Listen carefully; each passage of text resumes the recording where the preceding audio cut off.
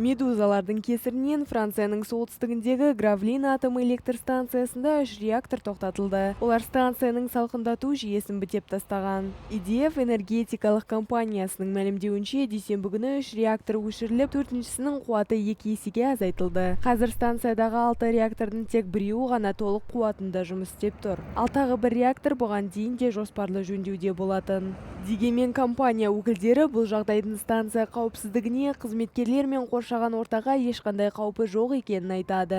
Биыл Францияда аптап ыстық пен қуаңшылық кесірінен энергия өндірісі бірнеше рет шектелді. Тіпті маусым мен шілде айларында да экстремалды температураға байланысты бірнеше реактор өшірілген еді. Дюкер қаласының маңында орналасқан Гравлин АЭСі Батыс Еуропадағы ең ірі станция. Мұнда әрқайсысы 900 мегаватт қуат өндіретін 6 реактор орнатылған. Былтыр да дәл осылай салқындату жүйесі бітеліп, станция жұмысы уақытша тоқтаған еді.